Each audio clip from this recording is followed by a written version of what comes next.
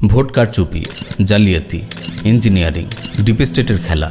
আজ কয়েকদিন ধরে এই শব্দগুলো মানুষের মুখে মুখে উচ্চারিত হচ্ছে। নির্বাচনী প্রচারণায় কত মেহনত, দিনরাত মানুষের দ্বারে দ্বারে ঘুরে বেড়ানো, ভোটের জন্য কত কাকুতি মিনতি, কত নির্ঘুম রাত, কত প্ল্যান প্রোগ্রাম, কত পথসভা, চমকপ্রদ কত ইশতেহার। কিন্তু দিন শেষে মনে হচ্ছে কোনো প্ল্যানই কাজে দিচ্ছে না। কোনো অদৃশ্য শক্তি ভোটের ফলাফলকে নিয়ন্ত্রণ করছে। বিশাল জনসমর্থন থাকা সত্ত্বেও অদ্ভুত এক মেকানিজমের কারণে ভিন্ন কেউ নির্বাচিত হয়ে যাচ্ছে।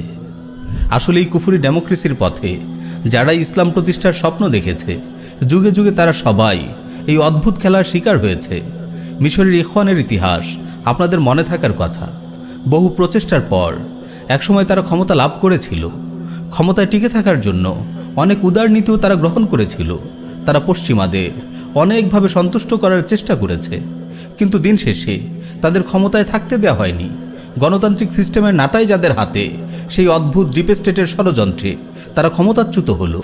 মিশরের সেনাবাহিনী কর্তৃক ইখওয়ানের উপর নেমে এলো জুলুমের অন্ধকার রাত।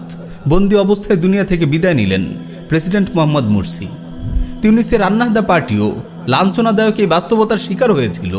তাদের দলনেতা রশিদ আল ঘানুশি গণতন্ত্রের উদারনীতি গ্রহণ করে ভেবেছিল ক্ষমতাকে টিকিয়ে রাখবে। সে পশ্চিমাদের তুষ্ট করার অনেক প্রচেষ্টাই করেছিল, কিন্তু তাদেরকেও টিকে থাকতে দেওয়া হয়নি। রাষ্ট্রবিরোধী ষড়যন্ত্র মামলায় তাদের নেতাকর্মীরা আজ 3 থেকে 35 বছরের কারাদণ্ড ভোগ করছে। রশিদ আল ঘানুশিকেও 20 বছরের কারাদণ্ড দেওয়া হয়েছে। আপনি ইসলামের যত মডার্ন ভার্সন নিয়েই গণতান্ত্রিক সাজুন, এরা আপনাকে গ্রহণ করবে না, আপনাকে নির্বাচিত হতে দেবে না।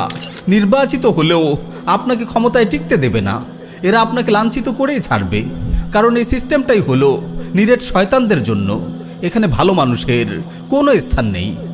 আমিরুল মুমিনিন ওমর রাদিয়াল্লাহু তাআলা আনহু কত চমৎকার বলেছেন, নাহনু কওমুন আ'আজ্জানাল্লাহু বিল ইসলাম ফামাহমা বতাগাইনাল ইজ্জাতা ফি গায়রিহি আযাল্লানাল্লাহ। আমরা সেই জাতি, আল্লাহ আমাদেরকে ইসলামের মাধ্যমে সম্মানিত করেছেন। আমরা যদি ইসলাম ছেড়ে অন্য কোনো উপায়ে সম্মান খুঁজি, তবে আল্লাহ আমাদেরকে অপদস্থ করবেন। আমার প্রিয় মুসলিম ভাই ও বোন, আমাদের অতীত ইতিহাস ছিল অনেক সম্মানের। আমাদের সালাফগণ ইসলামকে পুরোপুরি আঁকড়ে ধরেছিলেন, এজন্য আল্লাহ তাদের বিজয় দিয়েছিলেন। তাদের প্রচেষ্টায় ইসলামের দাওয়া ছড়িয়ে পড়েছিল বিশ্বময়। ইতিহাসের দিকে একটু নজর বুলান, দেখুন দিন কায়েমের জন্য তাদের পথপন্থা কেমন ছিল। হায়, আজ আমরা তাদের পথ থেকে কত দূরে। আমার খুব আফসোস হয়, পশ্চিমাদের তন্ত্রমন্ত্রের বেড়া জালে আজ আমাদের মুসলিমদের মেহনতের কত নির্মম অপচয় হচ্ছে। মিছে মরিচিকার পেছনে আমরা যুগের পর যুগ ছুটে বেড়াচ্ছি, বারবার দংশিত হচ্ছি একই গর্তে। আমাদের এই মেহনতগুলো যদি নববী পন্থায় ব্যয় হতো, আমরা যদি তাওহীদের দাওয়া নিয়ে মানুষের দ্বারে দ্বারে ছুটে বেড়াতাম, ঈমান বিল্লাহ ও কুফর বিত তাগুতের শিক্ষা জনগণের মাঝে ব্যাপকভাবে ছড়িয়ে দিতাম, গণতন্ত্রের অসারতা ও শরিয়ার সৌন্দর্যগুলো জনগণের মাঝে তুলে ধরতাম, তাহলে শরিয়ার শাসন বাস্তবায়নের জন্য সর্বস্তরের মানুষের মাঝে আওয়াজ উঠত। পশ্চিমাদের তন্ত্রমন্ত্রকে তারা পশ্চাতে ছুঁড়ে ফেলত। মুমিনরা জেগে উঠত আল্লাহর জমিনে আল্লাহর বিধান কায়েমের প্রত্যাশায়। সুতরাং আমার প্রিয় মুসলিম ভাই ও বোন, আসুন আমরা যারা সত্যিকার অর্থে আল্লাহর জমিনে আল্লাহর দিন কায়েম করতে চাই, আল্লাহর বিধান কায়েম করতে চাই, আমরা সবাই ঐক্যবদ্ধ হই। গণতন্ত্রের জাহিলিয়াতে ডুবে থেকে আর সময় নষ্ট করা যাবে না।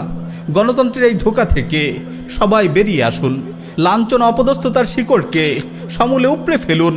দাওয়া ইদাদ ও জিহাদের নববী মানহাজকে আঁকড়ে ধরুন। আল্লাহর জমিনে আল্লাহর বিধান কায়েম করে বেঁচে থাকুন সম্মানের সাথে।